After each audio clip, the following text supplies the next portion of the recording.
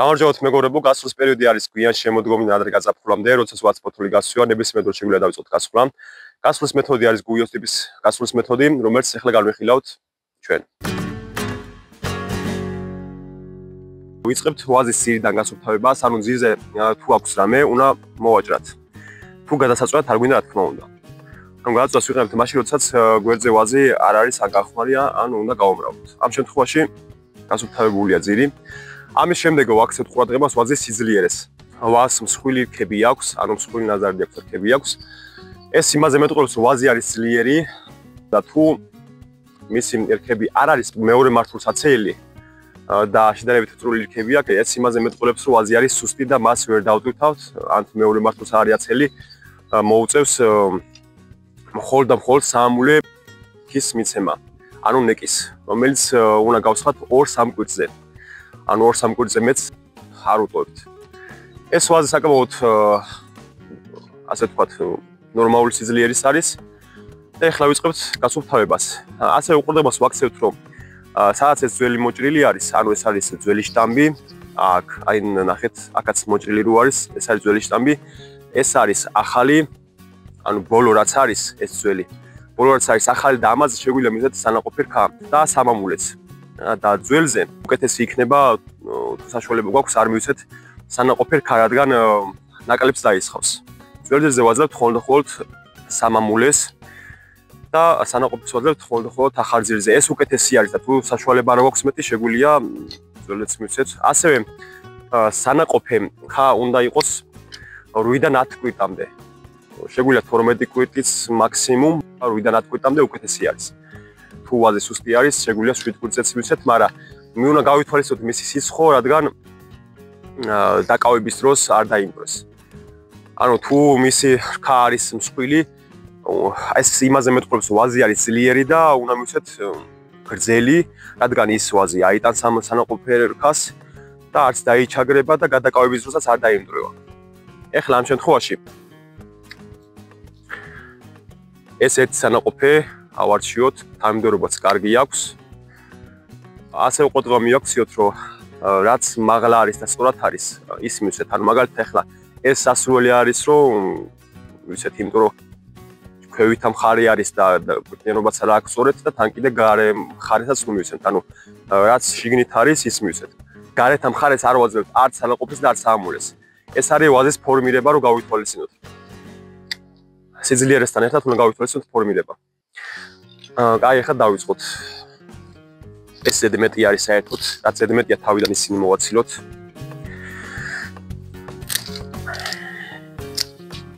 ძალიან შორსაც წავალთ.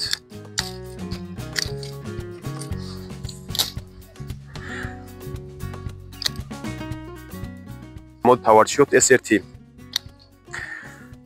სანაყოფი უკვე მივეცით. ეს მეორე სანაყოფი რა თქმა უნდა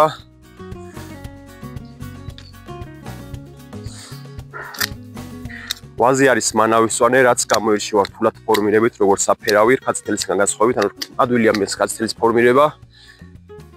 ორის სანაყოფი მივეცით, სასურველი იქნებოდა აქ ქონდა რამე რომ ნეკად მიმეცა, ანუ სამამულეთ მიმეცა, მაგრამ არ არის არაფერი ვერ მივცემთ, ამიტომ სანაყოფის მივცემთ. აი მას კიდევ და ამით დავამთავრებთ.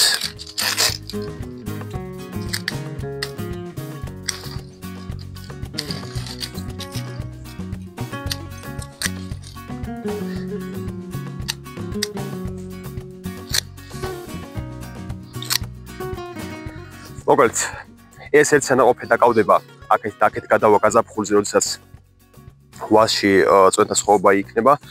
ეს მეორე სანაყოფი გადავა აქეთ და მესამე სანაყოფი ამ ცარიელ ადგილს შეავსებს და გადმოვა აქეთკენ დაკავების დროს. გადავინაცვლოთ შემდეგ ვაზზე.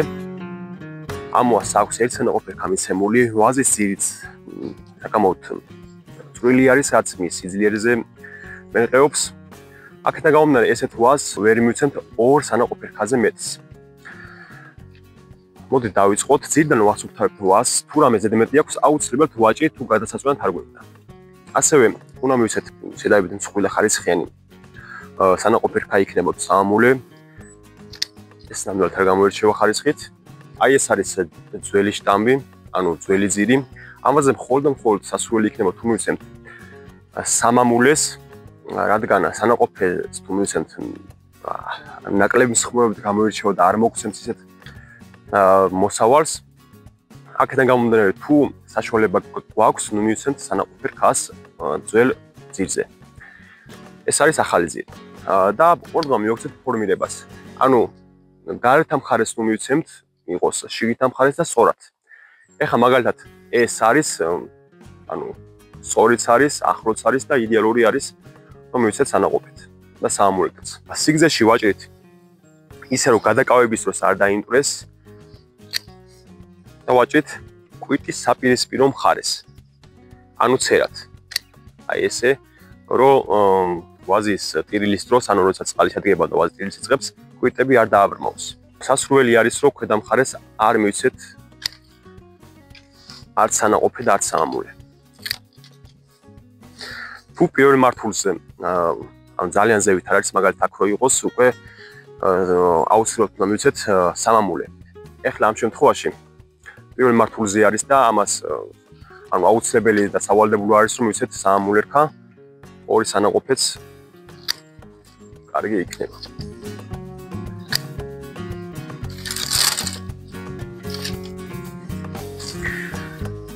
როგორც თავიდანვე აღნიშნე, ვაზი არის სუსტი, აქედან გამომდინარე სასურველი არის რომ ამას ნუ ერთი სანაყოფეც რომ მიგვეცა კარგი იქნებოდა, მაგრამ ახლა ორ სანაყოფეს ვაძლევთ, მეორე სანაყოფეს ნუ მივცემთ ძალიან გრძელს, იმიტომ რომ ეს ვაზი ვერ აიტანს ამდენს და ანუ ნაკლებ მოსავალს მოგცემს და მისი ნაზარდი შეიძლება მეორე მართულს ვერც აცდეს. ამიტომ ამაზე გრძელის მიცემა არ არის საჭირო. გადავინაცვლოთ შემდეგ ვაზზე. შემდეგი ვაზი არის წინა ვაზიდან განსხვავებით ძალიან ძლიერი, ანუ ძირიც მსხვილი აქვს საკამაოდ და ნაზარდიც გებით საკამაოდ მსხვილი აქვს. ამას შეგვიძლია თავისუფლად ვისეთ 3-4 საკავებელი. ანუ 3-4 სანაყოფი რქა. თავიდანვე დავიწყოთ. ანუ ამას აქ მოვაჭრით, იმიტომ რომ შემდეგ ამის იქით არის გარეთ მხარე.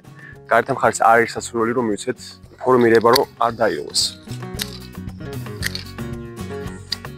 ანუ ისე ვასუფთავებთ რომ კვირტებს არ ვაზიანებთ.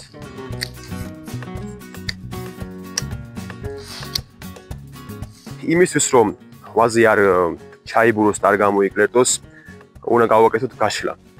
ამ რქა, ანუ ეს რქა გადავა აქ მხარეს და ამ ცალ ადგილს შეავსებს.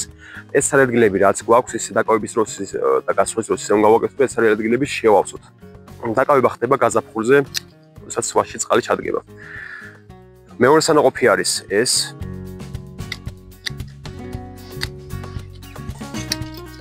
მესამე სანაყოფეს ამ ორიდან უნდა მივცეთ ერთ-ერთი. ამოვარჩევ პირველს, იმიტომ რომ ახლოს არის და ძალიან შორსაც არ მინდა რომ წავიდეთ.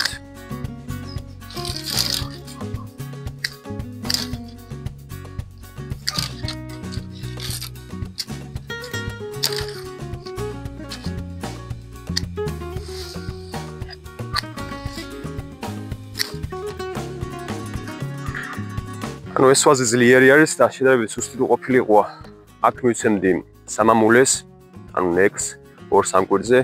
ორქას მივცემდი, მაგრამ ვაზი ძლიერი არის და ამიტომ მივეცი 3 სანაყოფი რქა. გადავინაცვლოთ შემდეგ ვაზზე. შემდეგ ვაზთან ანალოგიური თუ ძირზე რამე აქვს, ვიწყებ და ვასუფთავებთ. ეს რქა არის ძველ ძირზე და მხოლოდ შეგვიძლია გამოვიყენოთ ნეკად, ანუ სამამულეთ. უნდა გამოვიყენოთ ორ სამკვირზე, ანუ სამამულე რქა იცვლება ორ სამკვირზე. ამის შემდეგ ამ რქას ვაძლევთ სანაყოფით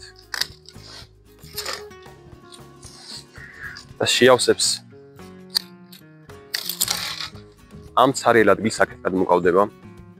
მეორე სანაყოფი იქნება აი ეს. ძალიან გრძელს მივცემთ, იმიტომ რომ წვრილი არის და ვერ განვითარდება სასურველად. დავუკვირდეთ ხომ რომ დაზიანებული არ იყოს სანაყოფი ან სამამულერქი, ახლა მაგალითად ეს კარგი თანამდებობა, მაგრამ დაზიანებული არის, ამ ადგილას გატეხილი არის. ამიტომ ამას სრულად ამოვიღებთ. ვაზი არ იყო ისეთი ძლიერი, რომ 3 და 4 სანაყოფერქა მიმეცა, ამიტომ მივეცი 2 სამამულე, 1 სანაყოფი და ესეც მეორე სანაყოფერქა იქნება.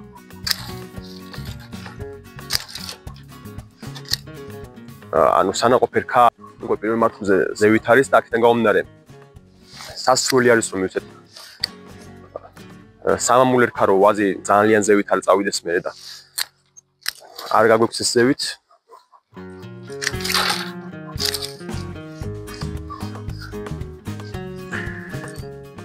ანუ ერთ სანაყოფი აქედან მოკავდება მეორე სანაყოფი. აქეთ და ამ ადგილებს შეავსებს და 2 სამამულე კიდე ამცარიელ ადგილს. როგორც ყოველთვის ყველასთან ძირიდან ვივიწყებთ გასუფთავებას. ეს მიცემული აქვს შაშანა სამამულეთ და ეხლა გამოვიყენებთ სანაყოფით. გავასუფთავებთ რაც ედნეტია. ამის შემდეგ ყუადღა მინდა გავამახვილო კანაფით და კავებაზე, ანუ ძირზე როდესაც ვაბავთ კანაფით, ვას როგორ აფუჭებს. აი ვას აქვს გაჭრილი და ვაზი არის გაფუჭებული, სასრული არის, რომ ამიტომ კანაფით თუ მივაბავთ, განსაკუთრებით თუ ვაზი ახალშენი არის.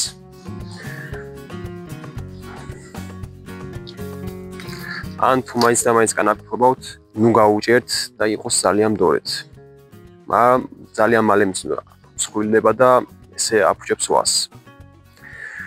ეს ერთ სანაყოფი ამოვარჩი, რომელიც ამ ცარიელ ადგილს შეავსებს. მეორე სანაყოფით ეს რქა საკმაოდ წვრილი და უხარისხო არის, ამიტომ არ გამოვიყენებთ სანაყოფით. მესამე სანაყოფით ავარჩიე ეს რქა.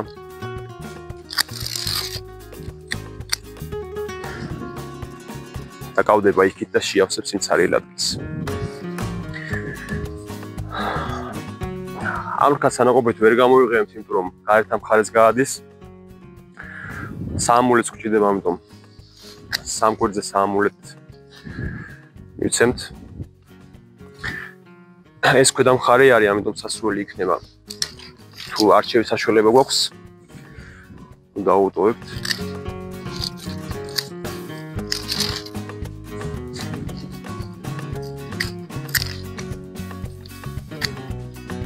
და მივეცი ეს მესამე სანაყოფერქა.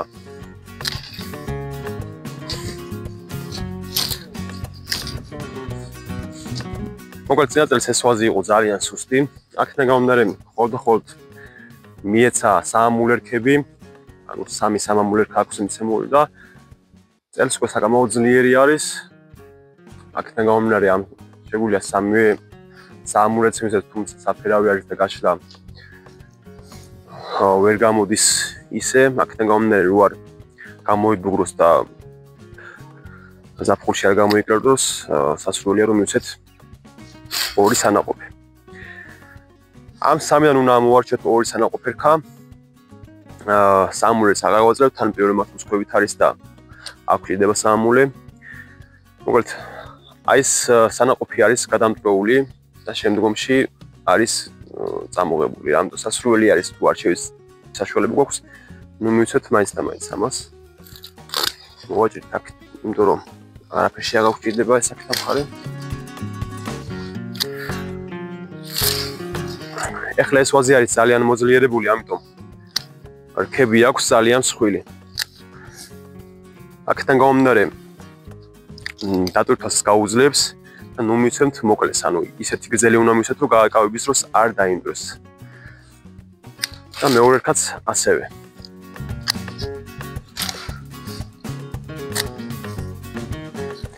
გაზაფხულზე ეს გადაკავდება აქეთ იქიდან და შეავსებს ამ ცარიელ ადგილებს. მინდა გასაუბროთ ხეშის გამოყენება, რაც დიდ ვასში ხშირად ვჭირდება ხოლმე. ეს არის სანაყოფე რქა, რადგან ანუ წინაზე სამამულე არის მიცემული და სასულიერო და სანაყოფით მივცეთ, სისხლიც კარგი აქვს და მოსავლიანობითაც გამოირჩევა. ამიტომ პირველი ეს ანაყოფიეთ. ეს ამოარჩიეთ, ამ პირველ მართლის ქვევით არის. და ამ ძველ ძირს ვიღებთ, ანუ სასურველია რომ მთლიანად ამოვიღოთ. ამის მოჭა შემილია მაგალითაც, თუმცა ხერხის გამოყენება მინდა რომ ვისწავლოთ, აქედან გამომდინარე მინდა რომ გასწავლოთ. მოკლედ, საერთოდ გვინდა რომ ანუ თუ აქეთ ამ ხარეს ვაჭრით. ვას, ანუ ვეწევით აქეთ ამ ხარეს, რო ადვილად მოეჭრას.